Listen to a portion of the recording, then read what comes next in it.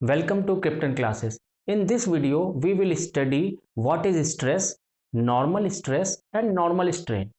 हम सब ने ज़्यादातर स्ट्रेस के बारे में ये पढ़ा है फोर्स डिवाइडेड बाय एरिया। ठीक है, तो ये जो कॉन्सेप्ट है फोर्स डिवाइडेड बाय एरिया वाला, वो कॉन्सेप्ट बिल्कुल गलत कॉन्सेप्ट है और बिल्कुल गलत जवाब है।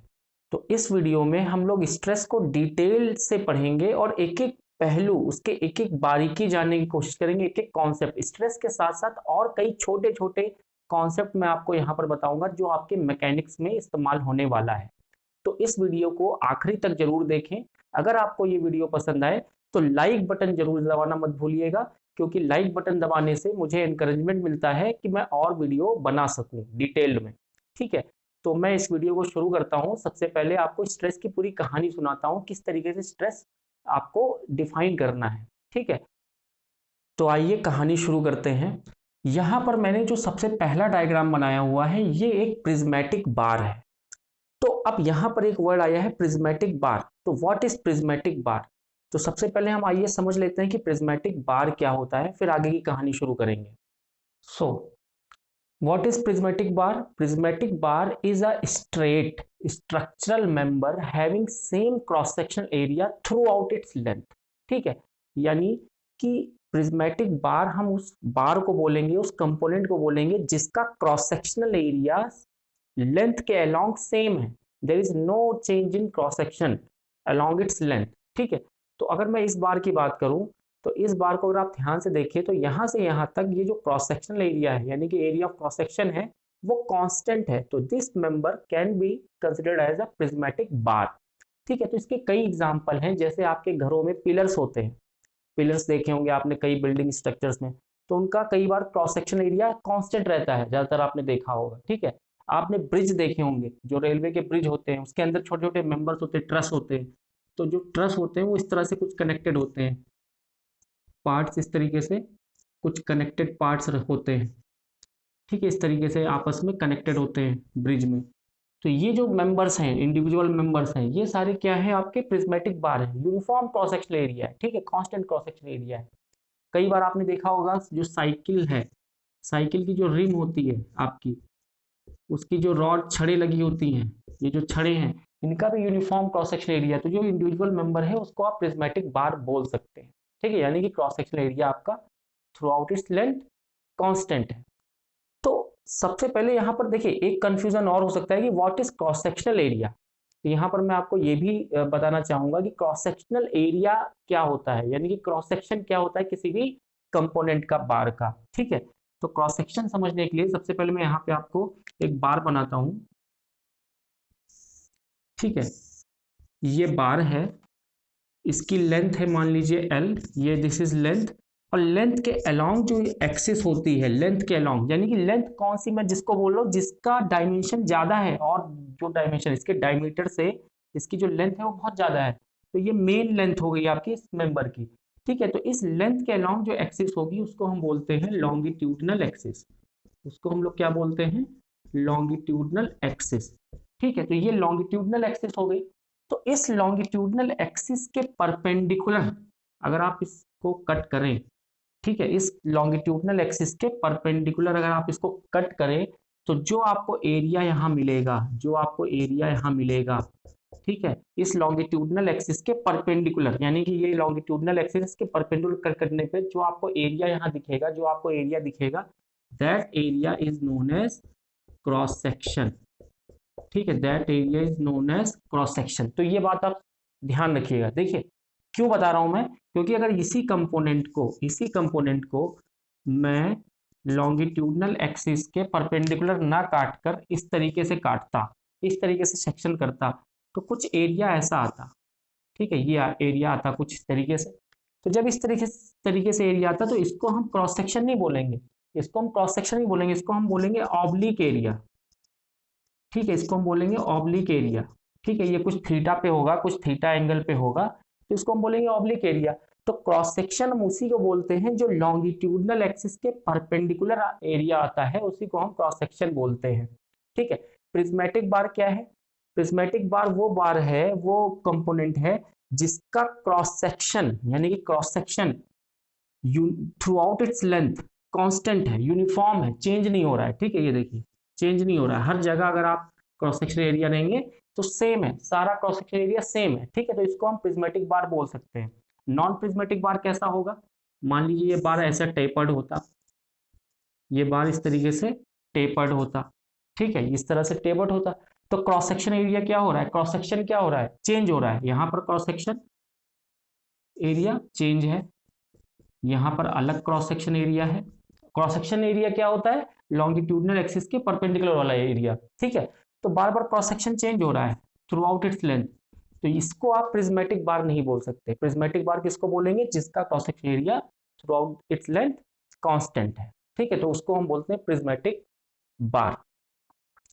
तो मैंने प्रिज्मेटिक बार आपको एक्सप्लेन कर दिया, यानी कि ये जो पहला डायग्राम बना हुआ है ये प्रिज्मेटिक बार है ऑफ लेंथ एल और डायमीटर इसका कुछ डी है, स्मॉल डी।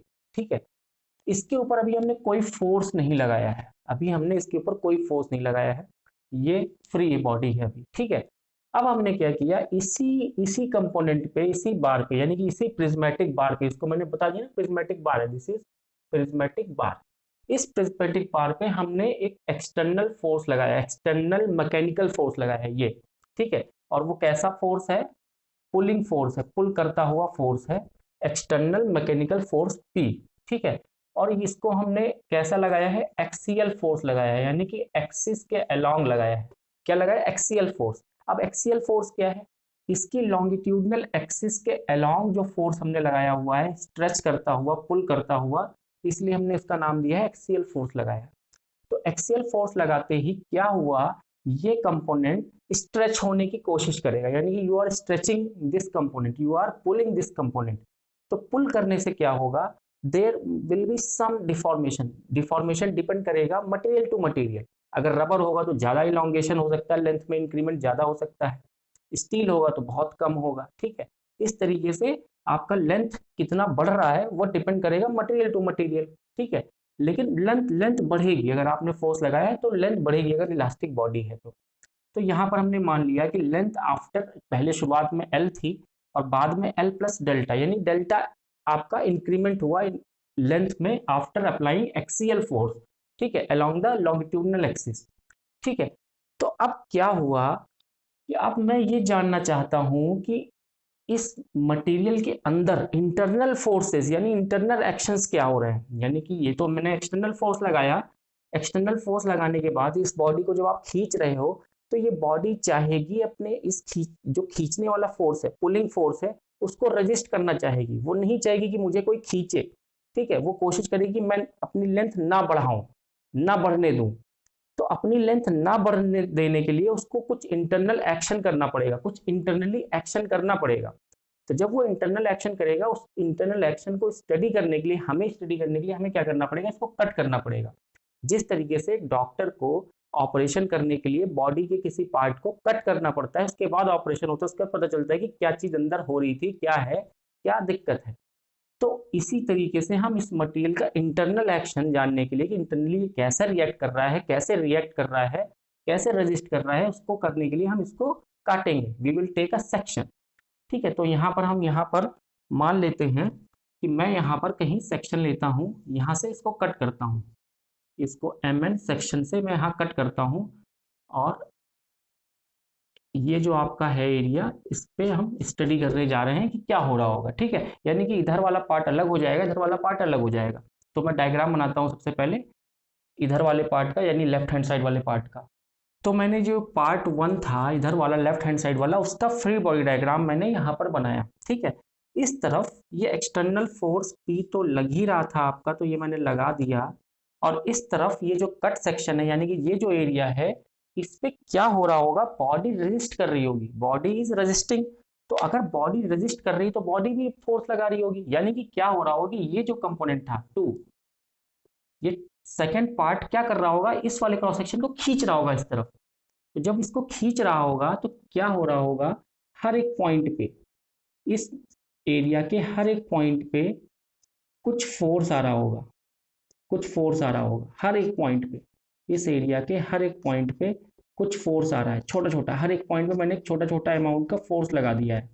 ठीक है, इन दिस डायरेक्शन, तो छोटा छोटा फोर्स आ रहा है। चलिए इस छोटे फोर्स का नाम अभी के लिए मैं इस एक छोटे फोर्स का नाम रख देता हूं मैं सिग्मा। अभी के लिए अभी देख लेंगे सिग्मा क्या है, हमने रख दिया नाम सिग्मा। इस छोटे फोर्स का नाम मैंने रख दिया सिग्मा, जो हर पॉइंट पे लग रहा है, ठीक है, और यूनिफॉर्मली डिस्ट्रीब्यूटेड है। यूनिफॉर्मली डिस्ट्रीब्यूटेड का मतलब ये है कि होमोजीनियस मटेरियल है आपका, तो यूनिफॉर्मली यानी कि जो भी फोर्स होगा छोटा अमाउंट का हर पॉइंट पे वो सेम होगा, बिल्कुल सेम अमाउंट का होगा, सेम डायरेक्शन में होगा, हर पॉइंट पे लग रहा होगा, ठीक है, हर पॉइंट पे इधर से सेम अमाउंट का सेम डायरेक्शन में छोटे छोटे फोर्स लग रहे हैं, ठीक है। अब ये जो फोर्स लग रहे हैं छोटे छोटे हर पॉइंट पे, अगर मैं इनका रिजल्टेंट लूं तो इनका रिजल्टेंट कहीं मिड पॉइंट पे आएगा, जिसको अमाउंट में मैं लिख लेता हूं एफ, ठीक है। मान लेते हैं एफ अमाउंट का रिजल्टेंट इन सारे छोटे छोटे फोर्सेस का जो हर पॉइंट पे आ रहे हैं क्रॉस सेक्शन एरिया पे, उनका रिजल्टेंट मान लेते हैं एफ,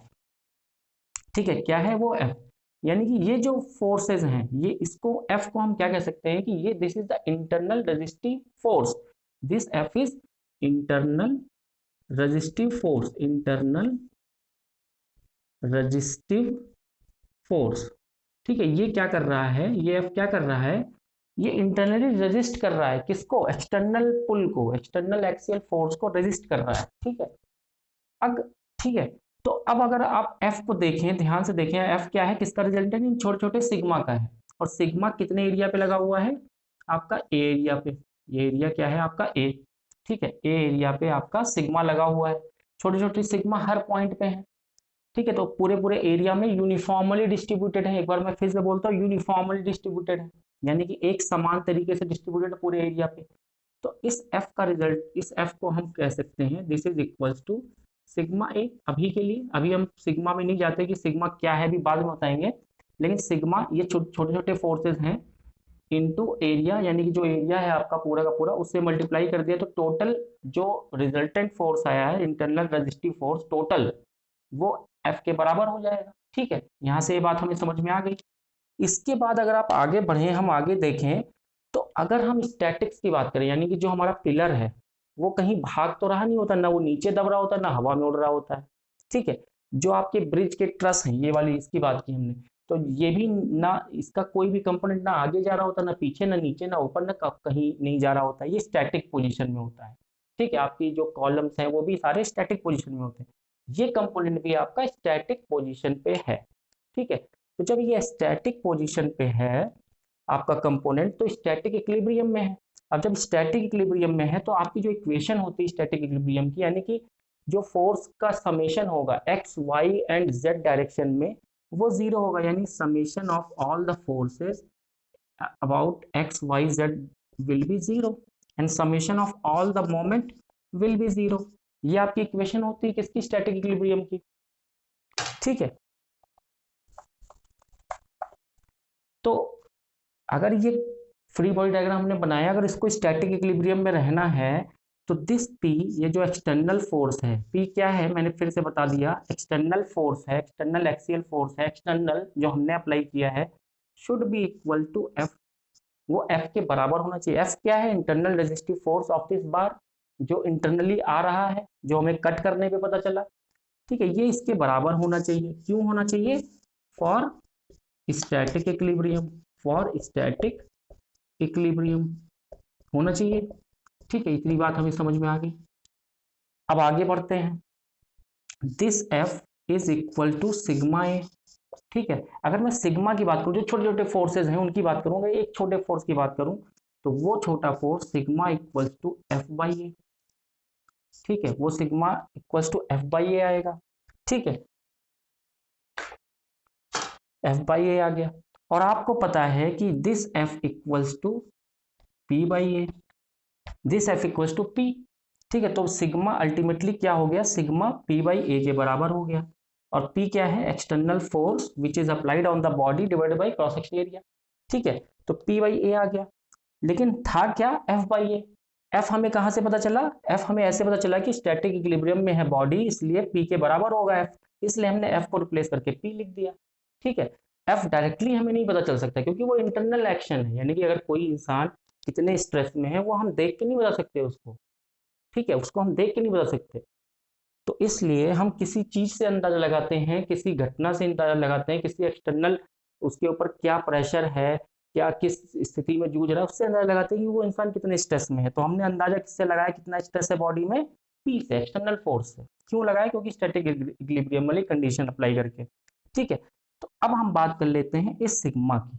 नाउ अब हम बात करेंगे इस सिग्मा की। ये सिग्मा है क्या, ये सिग्मा क्या कहलाता है। ठीक है, कहानी हमने यहाँ से शुरू की। हम देखना चाहते थे कि इंटरनल एक्शन क्या होगा बॉडी का। इंटरनल एक्शन छोटे छोटे फोर्स के हिसाब से हुआ, हर एक पॉइंट पे उसका रिजल्टेंट लिया एफ। एफ किसके बराबर हुआ, हमने छोटे फोर्स को मान लिया सिग्मा है, उसको हमने एक बार कंसिडर कर लिया, तो सिग्मा इंटू ए हो गया। और सिग्मा इंटू ए होने के बाद sigma equals to F by A हो गया। और एफ क्योंकि स्टैटिक इक्विलिब्रियम में है ये बॉडी पूरी की पूरी, तो एफ पी के बराबर हो गया, तो पी बाई ए से आपने सिग्मा निकाल लिया। अब ये सिग्मा क्या है, यही सिग्मा आपका स्ट्रेस कहलाता है। This sigma is known as stress and the real definition of stress is internal resisting force divided by cross sectional area। ठीक है, the stress is defined as the internal resisting force that is acting inside the body divided by cross sectional area। ठीक है, किस area पे वो act कर रहा है वो इंटरनल रेजिस्टिंग फोर्स, उसको हम कहते हैं स्ट्रेस इन द बॉडी। ठीक है, हाँ फॉर्मूला पी बाई ए हो गया इस कंडीशन में, लेकिन डेफिनेशन पी बाई ए नहीं है, डेफिनेशन फोर्स बाई एरिया नहीं है, डेफिनेशन है internal resistive force divide by area. यहाँ पर मैं डेफिनेशन लिख देता हूँ, फिर आगे की कहानी हम लोग शुरू करेंगे।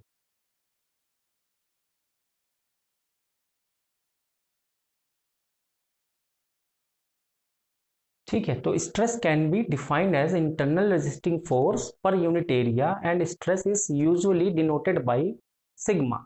ठीक है, सिग्मा से हम उसको डिनोट करते हैं and that sigma is equal to F by A. And what is F, internal resisting force divide by area, जिस एरिया पे वो इंटरनल रेजिस्टिंग फोर्स एक्ट कर रहा है। ठीक है, तो अब यहां से एक टर्म और आता है जो आपको एक्सप्लेन करना है मुझे। स्ट्रेस की डेफिनेशन तो हो गई। ठीक है, now what is normal stress. Stress भी कई तरीके का होता है, नॉर्मल स्ट्रेस होता है, टेंजेंशियल स्ट्रेस होता है। ठीक है, कई तरीके के स्ट्रेस होते हैं, तो उसमें हमें पढ़ना है नॉर्मल स्ट्रेस कि नॉर्मल स्ट्रेस क्या होता है। तो नॉर्मल स्ट्रेस मैं आपको समझाता हूं। नॉर्मल स्ट्रेस समझने के लिए हमें क्या करना होगा, अगर अगर किसी एरिया के परपेंडिकुलर एक्ट कर रहा है आपका इंटरनल रेजिस्टिंग फोर्स। ठीक है, इफ मान लेते हैं ये आपका कोई बॉडी है। ठीक है, इस पे क्या लग रहा था, external force P, external force P. ठीक है, अगर किसी क्रॉस सेक्शन के, मान लीजिए ये क्रॉस सेक्शन है, ये क्रॉस सेक्शन हो गया। क्यों क्रॉस सेक्शन हो गया, क्योंकि लॉन्गिट्यूडनल एक्सिस के परपेंडिकुलर है। तो इस क्रॉस सेक्शन के परपेंडिकुलर अगर इंटरनल रेजिस्टिंग फोर्स है, ठीक है, परपेंडिकुलर अगर आपका इंटरनल रेजिस्टिंग फोर्स है, ठीक है, तो दिस इंटरनल रेजिस्टिंग फोर्स जो परपेंडिकुलर है क्रॉस सेक्शन के divide by area is known as normal stress sigma N. ठीक है, सिग्मा एन से डिनोट करते हैं हम नॉर्मल स्ट्रेस। ठीक है, इस तरीके से कोई भी एरिया हो, अब चाहे ये वाला एरिया हो, और मैं आपको दूसरा भी एग्जांपल देता हूं। मान लीजिए इस तरीके से नहीं है आपका, आपने सेक्शन किस तरीके से लिया है, मान लेते हैं इस तरीके से, इस तरीके से सेक्शन लिया है थीटा एंगल पे, थीटा एंगल पे मान लेते हैं। ठीक है, तो ये भी एक एरिया है आपका, ये भी एक एरिया है। अब इस एरिया के परपेंडिकुलर, इस एरिया के अंदर अगर परपेंडिकुलर आपका इंटरनल रेजिस्टिव फोर्स आ रहा है, और इस एरिया ये जो ए डैश है, जो भी ए डैश होगा, F divided by A dash will also be known as sigma N, वो भी नॉर्मल स्ट्रेस है। ठीक है, यानी जो भी एरिया आपके कंसिडरेशन में है, जिसको आप कंसिडर कर रहे हैं, उसके परपेंडिकुलर अगर आपका फोर्स लग रहा है, उसके परपेंडिकुलर आपका फोर्स लग रहा है, तो that force, that external force और that internal resistive force divide by this area will be known as normal stress. ठीक है, सिंपल डेफिनेशन है, कोई जरूरी नहीं कि क्रॉस सेक्शन के परपेंडिकुलर हो, एरिया के परपेंडिकुलर आपका फोर्स है, that force divided by area will be known as normal stress. ठीक है, अब यहाँ पर दूसरा भी टर्म आता है, नॉर्मल स्ट्रेस का एक टाइप और है, उसको हम बोलते हैं लॉन्गिट्यूडनल स्ट्रेस। तो पहले मैं नॉर्मल स्ट्रेस की डेफिनेशन लिख देता हूँ, फिर मैं लॉन्गिट्यूडनल बताऊंगा, फिर सारे टाइप्स बताऊंगा एक एक करके। देखिए, कंफ्यूज होने की जरूरत नहीं है। Stress is simply internal resistive force divided by area. ठीक है, सिंपल स्ट्रेस। उसके बाद नॉर्मल स्ट्रेस की अगर मैं बात करूं तो नॉर्मल स्ट्रेस का मतलब सिर्फ ये है कि जो भी कट सरफेस है, ठीक है, या जो भी एरिया अंडर कंसिडरेशन है, जो भी एरिया अंडर कंसिडरेशन है, जो भी कोई पार्ट होगा, ठीक है, कोई भी पार्ट है आपका, ठीक है, मान लीजिए ये आपका पार्ट है। अब इस पार्ट में मेरा जो एरिया मैंने कंसिडरेशन में लिया है वो थीटा एंगल पे है, ये वाला एरिया है, ठीक है, ये वाला एरिया को मैंने कंसिडरेशन में लिया है। तो अगर इस एरिया के परपेंडिकुलर फोर्स आप निकाल लो किसी तरीके से, और ये जो एरिया है मान लेते डैश, ठीक है, तो this force divided by this area A dash will be known as sigma and normal stress. ठीक है, स्ट्रेस तो होता ही है, उसमें भी नॉर्मल स्ट्रेस, क्यों? क्योंकि ये परपेंडिकुलर है एरिया के, तो उसको हम नॉर्मल स्ट्रेस बोलते हैं। यानी कट सरफेस या एरिया अंडर कंसंट्रेशन के परपेंडिकुलर अगर फोर्स है तो that force divided by that area is known as normal stress. Simple, कोई इसमें घबराने वाली जरूरत नहीं है। अब इसी नॉर्मल स्ट्रेस का एक और टाइप है, उसको हम बोलते हैं लॉन्गिट्यूडनल। उसको हम क्या बोलते हैं? Longitudinal stress. लॉन्गिट्यूडनल स्ट्रेस, तो घबराने वाली जरूरत नहीं है। लॉन्गिट्यूडनल स्ट्रेस भी कुछ नहीं है, it is a normal stress. क्या है ये? यही एक तरह का टाइप ऑफ नॉर्मल स्ट्रेस है, नॉर्मल स्ट्रेस ही है ये, ठीक है, type of normal stress. But इसमें थोड़ी सी एक क्वालिटी है, एक क्वालिटी है, एक एक एक क्वालिटी। इसमें क्या क्वालिटी है कि ये जो प्लेन है, जो एरिया है, जो सेक्शन है, यानी कि ये प्लेन, ये एरिया, या इसको मैंने सेक्शन नाम दे दिया, अगर परपेंडिकुलर टू लॉन्गिट्यूडनल एक्सिस है, लॉन्गिट्यूडनल एक्सिस के परपेंडिकुलर है, यानी कि मान लीजिए ये है आपका, ठीक है, और जो मेरा प्लेन है, प्लेन जिसको मैं कंसिडर करने जा रहा हूं, वो लॉन्गिट्यूडनल एक्सिस के परपेंडिकुलर है, ठीक है, ये लॉन्गिट्यूडनल एक्सिस के परपेंडिकुलर है। तो ये जो एरिया हो गया, इसको हम क्या बोलते थे? ये मैंने एक्सप्लेन किया था, क्रॉस सेक्शन। तो यानी कि क्रॉस सेक्शन के परपेंडिकुलर अगर आपका फोर्स है, क्रॉस सेक्शन के परपेंडिकुलर आपका फोर्स है, कंसिडर कर रहे हो आप, और जो क्रॉस सेक्शन वाला एरिया है ए, उसको आप कंसिडर कर रहे हो, तो भी क्या होगा? नॉर्मल स्ट्रेस होगा। क्यों? क्योंकि फोर्स आपका परपेंडिकुलर तो एरिया है, तो नॉर्मल ही होगा, और उसकी वैल्यू होगी एफ बाई ए। लेकिन हम इसको लॉन्गिट्यूडनल स्ट्रेस भी बोल सकते हैं, नॉर्मल स्ट्रेस, लेकिन हम इसको लॉन्गिट्यूडनल स्ट्रेस भी बोल सकते हैं। कहने का मतलब यह है कि ये जो आपका ऑब्लिक प्लेन था, एरिया था, सेक्शन था, उस पर perpendicular force divide by area आपने किया तो नॉर्मल स्ट्रेस आया। लेकिन यही जो ऑब्लिक प्लेन है, यही अगर आपका परपेंडिकुलर टू लॉन्गिट्यूडनल एक्सिस, ये आपकी लॉन्गिट्यूडनल एक्सिस है, उसके परपेंडिकुलर हो जाए, यानी कि क्रॉस, ये क्या बन जाएगा? क्रॉस सेक्शन बन जाएगा। इसका नाम हो जाएगा क्रॉस सेक्शन एरिया। यानी कि क्रॉस सेक्शन एरिया को कंसिडर करके और उसके परपेंडिकुलर फोर्स को कंसिडर करके हम अगर स्ट्रेस को निकालेंगे तो हम उसको क्या बोल देंगे? Longitudinal stress. उसको हम क्या बोल देंगे? Longitudinal stress. कुछ बड़ी बात नहीं है और ना कोई जरूरी बात है, लेकिन हमें पता होना चाहिए कि normal stress, simple normal stress क्या होता है। कभी कभी आगे जाके कंफ्यूजन हो जाता है कि लॉन्गिट्यूडनल क्या है, नॉर्मल क्या है। तो नॉर्मल इज नॉर्मल, ठीक है, perpendicular to the surface. And longitudinal का मतलब ये कि क्रॉस सेक्शन के परपेंडिकुलर फोर्स लग रहा होगा, और उसको आपने क्रॉस सेक्शन से डिवाइड करके स्ट्रेस निकाला है, इसलिए आपने उसको लॉन्गिट्यूडनल स्ट्रेस बोला है। यही लॉन्गिट्यूडनल स्ट्रेस अब दो टाइप में और डिवाइड होता है। कौन कौन से पार्ट में होता है मैं दिखा देता हूं आपको यहाँ पर। तो ये जो लॉन्गिट्यूडनल स्ट्रेस है आपका, लॉन्गिट्यूडनल स्ट्रेस, ये दो पार्ट में डिवाइड होता है। पहला है टेंसाइल स्ट्रेस, ठीक है, और दूसरा है कंप्रेसिव स्ट्रेस। दोनों ही नॉर्मल स्ट्रेस हैं, उसमें तो कोई डाउट होना ही नहीं चाहिए, दोनों ही, ये तीनों ही नॉर्मल स्ट्रेस हैं, ठीक है। वो आपको पता चल गया कि लॉन्गिट्यूडनल कब कहते हैं हम, ठीक है। अब लॉन्गिट्यूडनल में भी टेंसाइल और कंप्रेसिव क्या है, तो टेंसाइल देख लेते हैं। मान लीजिए कंपोनेंट है आपका, ठीक है, ये लॉन्गिट्यूडनल एक्सिस है। लॉन्गिट्यूडनल एक्सिस के अलोंग अगर फोर्स लग रहा है, आपका एक्सियल फोर्स लग रहा है P, यहाँ पर भी P, तो ये क्या कर रहा है, it is pulling, it is pulling, pulling the body. Pull करने पे क्या होगा, स्ट्रेच होगी आपकी बॉडी या इलोंगेट होगी, ठीक है, स्ट्रेच होगी या इलोंगेट होगी।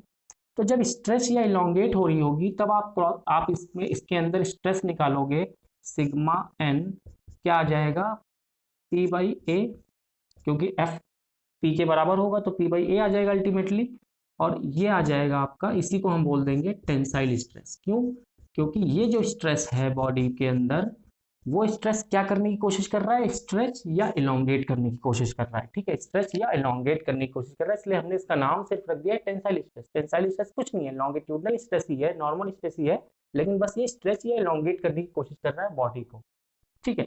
इसी तरीके से कंप्रेसिव क्या होगा, ये आपकी बॉडी है और एक्सिस के अलोंग आपने ये पी फोर्स लगा रखा है जो इसको कंप्रेस कर रहा है, जो इसको कंप्रेस कर रहा है, ठीक है, कंप्रेस कर रहा है, इसको क्या कर रहा है, कंप्रेस करने की कोशिश कर रहा है बॉडी को। तो जब आपकी बॉडी को कंप्रेस करने की कोशिश कर रहा है, तो जब आप इसमें स्ट्रेस निकालोगे यानी सिग्मा एन निकालोगे, पी बाई ए ही आएगा, but it will be in compressive nature, ठीक है। ये क्या करने की कोशिश करेगा, इसकी लेंथ को डिक्रीज करने की कोशिश करेगा, तो इसका हमने नाम रख दिया कंप्रेसिव स्ट्रेस। अब साइन कन्वेंशन देख लेते हैं। जब आप टेंसाइल स्ट्रेस कहीं निकालोगे, पता चल जाएगा जब पुल कर रहा है फोर्स तो टेंसाइल स्ट्रेस है, तो उसको हम कंसीडर करते हैं टेंसाइल स्ट्रेस को पॉजिटिव, पॉजिटिव वैल्यू में लिखते हैं, यानी कि पॉजिटिव लिखेंगे टेंसाइल स्ट्रेस को, और वहीं आप कंप्रेसिव स्ट्रेस को क्या लिखेंगे, निगेटिव। साइन कन्वेंशन के according compressive stress are written as negative stress, ठीक है। तो टेंसाइल पॉजिटिव, कंप्रेसिव निगेटिव, ठीक है। और एक बात और, यहाँ पर स्ट्रेस की यूनिट बताना मैं भूल गया, तो एक बार यूनिट बता देता हूँ आपको कि यूनिट ऑफ स्ट्रेस क्या है। तो यूनिट ऑफ स्ट्रेस क्या है, unit of stress, unit of stress आपको पता है, पहली बात तो सिग्मा स्ट्रेस होता है और this is equal to force upon internal resistive force upon area. Force की यूनिट होती है न्यूटन और एरिया आप ज़्यादातर मीटर स्क्वायर में लिखते हैं, तो unit of stress is Newton पर मीटर स्क्वायर, ठीक है। और पास्कल में भी हम लोग इसको लिखते हैं पास्कल। पास्कल बहुत छोटी यूनिट है, इसलिए हम लोग कई बार मेगा पास्कल का भी इस्तेमाल करते हैं, जो कि इक्वल होता है 10⁶ पास्कल के, और जो कि इक्वल होता है न्यूटन, 1 न्यूटन पर मिलीमीटर स्क्वायर के। कई बार हम गीगा पास्कल भी इस्तेमाल करते हैं स्ट्रेस को लिखने के लिए, जो कि होता है 10⁹ पास्कल के बराबर, ठीक है।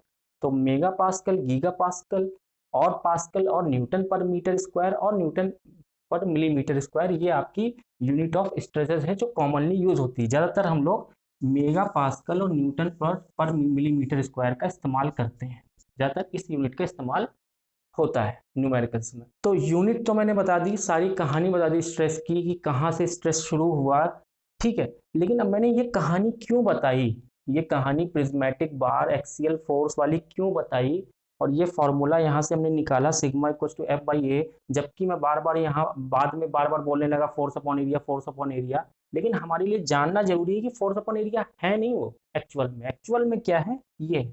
और ये फॉर्मूला वैलिड होता है कुछ कंडीशंस के अंडर, हमेशा आप इस फॉर्मूले को नहीं लगा सकते कहीं पर भी, जहां भी फोर्स दिखा, जहां भी एरिया दिखा, आप नहीं लगा सकते इस फॉर्मूले को। तो इस फॉर्मूले को लगाने की कुछ लिमिटेशन है, कुछ बातें वो मैं यहाँ लिखकर आपको एक्सप्लेन कर देता हूँ।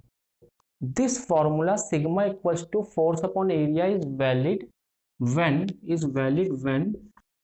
लिख देता हूं मैं, is valid when stress is uniformly, ध्यान रखिएगा, यूनिफॉर्मली डिस्ट्रीब्यूटेड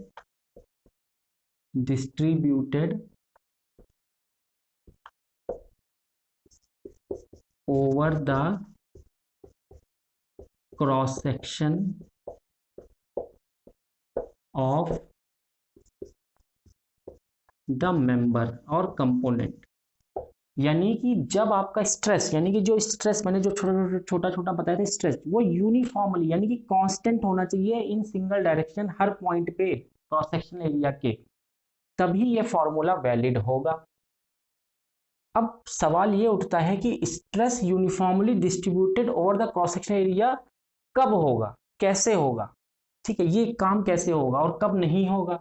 ये भी बात उठती है कि भाई यूनिफॉर्मली कब डिस्ट्रीब्यूट होगा स्ट्रेस बॉडी के ऊपर। तो यूनिफॉर्मली तब डिस्ट्रीब्यूट होगा जब आपका जो फोर्स है, एक्सटर्नल फोर्स है, जब आपका एक्सटर्नल फोर्स एक्ट करेगा एट एट द सेंट्रॉइड, ध्यान रखिएगा, centroid of the cross section, centroid of the cross section and member should be prismatic। Prismatic मैं आपको बता चुका हूं, यानी कि stress is uniformly distributed over the cross section, cross section पे यूनिफॉर्मली डिस्ट्रीब्यूटेड होना चाहिए, तभी ये फॉर्मूला आप अप्लाई कर सकते हो। और यूनिफॉर्मली कब डिस्ट्रीब्यूटेड होगा, जब आपका जो फोर्स है, जो आपका फोर्स है, मान लीजिए मैं एक आर्बिट्रेरी लेता हूं, यानी कि आप एरिया एक आर्बिट्रेरी एरिया है, ठीक है, थोड़ा सा इसका मैंने थोड़ा सा इसको ऐसे करना है मुझे, ठीक है, ये एरिया और ये एरिया सेम है, दिस इज सेम, और ये यूनिफॉर्म है, यानी कि दिस बार इज प्रिज्मेटिक, ये बार प्रिज्मेटिक है, ठीक है। कुछ भी एरिया हो, कुछ भी एरिया ऑफ क्रॉस सेक्शन हो, कैसा भी हो, ट्रायंगुलर हो, रेक्टेंगुलर हो, कोई भी शेप हो एरिया का, ठीक है, क्रॉस सेक्शन का, but it should be uniform over it's length, ठीक है, यूनिफॉर्म है, प्रिज्मेटिक हो गया। अब इसका जो भी सेंट्रॉइड होगा, इस एरिया का जो भी सेंट्रॉइड आप फाइंड आउट करो, जो भी सेंट्रॉइड आप यहाँ पर फाइंड आउट करो, मान लीजिए सी पॉइंट है, ये आपका सेंट्रॉइड है, और इस सेंट्रॉइड पे अगर आप फोर्स लगाओगे, इस सेंट्रॉइड पे अगर आप फोर्स लगाओगे, तब जाकर यहाँ पर आप स्ट्रेस कैसे कैलकुलेट कर पाओगे, sigma equals to P by A से, नहीं तो आप इस फॉर्मूले को नहीं लगा सकते। तो इसीलिए आपको मैंने ये सारी कहानी बताई थी कि पहले हमने बार लिया, प्रिज्मेटिक बार होता क्या है, एक्सियल फोर्स लगाया था, वहां पर लगाया था centroid of the cross section पे लगाया, फिर जाके यूनिफॉर्मली डिस्ट्रीब्यूटेड हुआ आपका स्ट्रेस, और उस स्ट्रेस का यूनिफॉर्मली डिस्ट्रीब्यूटेड होने से क्या हुआ, सिग्मा इंटू ए करने से हमें टोटल इंटरनल रेजिस्टिव फोर्स आ गया। वो इंटरनल रेजिस्टिव फोर्स आपका इक्वल हो गया एक्सटर्नल फोर्स के, क्यों, क्योंकि स्टैटिक इक्विलिब्रियम मेंटेन करना था। तो वहां से हमारा sigma equal to F by A आया, और एफ पी के बराबर है तो पी बाई ए आ गया। पी हमें पता होता है क्योंकि एक्सटर्नली लोड हम लोग लगा रहे हैं, तो एक्सटर्नल फोर्स हमें पता होता है, this force is known to me, ठीक है, वहां से हमने एरिया से डिवाइड करके सिग्मा निकाल लिया, तब जाके ये वाला फॉर्मूला अप्लाई हुआ। तो ये सारी बातें थी, अगर आपने वीडियो आखिरी तक देखा है तब आपको सारी बातें मेरी समझ में आई होंगी कि मैंने शुरुआत इतने कॉम्प्लिकेटेड तरीके से क्यों किया। Stress is divided by internal resistive force divided by area of cross section में बोल सकते थे स्ट्रेट फॉरवर्ड, लेकिन इतनी सारी कहानी बताने का मतलब सिर्फ ये था कि आप जाने कि एफ बाई ए कहाँ पर कब क्यों अप्लाई किया जाता है, ठीक है, क्यों अप्लाई कर रहे हैं, अगर हम कर रहे हैं तो यानी कि हम इसलिए कर रहे हैं क्योंकि हम मान के चल रहे हैं कि जो आपका फोर्स है वो सेंट्रॉइड पर लग रहा है, ठीक है, आपका जो बार है जिस कंपोनेंट पे आप अप्लाई कर रहे हो वो प्रिज्मेटिक है, ऑटोमेटिकली अगर आप लगा रहे हो तो ये है, नहीं तो नहीं लगा सकते, ठीक है, और लगा भी सकते हैं, अगर आप लगा भी रहे हो तो एग्जैक्ट सिग्मा नहीं आएगा, एवरेज सिग्मा आएगा। अगर आप नॉन क्रॉस सेक्शन एरिया आपका चेंज भी हो रहा है और आप इस फॉर्मूले को लगा रहे हो तो एग्जैक्ट आंसर नहीं आएगा, एवरेज स्ट्रेस आप कैलकुलेट करोगे, ठीक है। तो अगला टॉपिक है मेरा नॉर्मल स्ट्रेन, यानी कि जो नॉर्मल स्ट्रेस आया है उसके करस्पॉन्डिंग जो चेंज इन लेंथ हुआ है डेल्टा, ठीक है, अब उसकी करस्पॉन्डिंग स्ट्रेन आया है, यानी कि नॉर्मल स्ट्रेस के करस्पॉन्डिंग नॉर्मल स्ट्रेन आएगा। तो सबसे पहले स्ट्रेन को डिफाइन करेंगे, फिर नॉर्मल स्ट्रेन को डिफाइन करेंगे, फिर लॉन्गिट्यूडनल स्ट्रेन को डिफाइन करेंगे, फिर टेंसाइल स्ट्रेन को डिफाइन करेंगे, फिर उसी करस्पॉन्डिंग कंप्रेसिव स्ट्रेन को भी डिफाइन करेंगे हम लोग, ठीक है। तो जैसे जैसे हमने नॉर्मल स्ट्रेस को डिफाइन किया था जिस तरीके से, उसी तरीके से नॉर्मल स्ट्रेन को भी डिफाइन कर देंगे, सिंपल वे।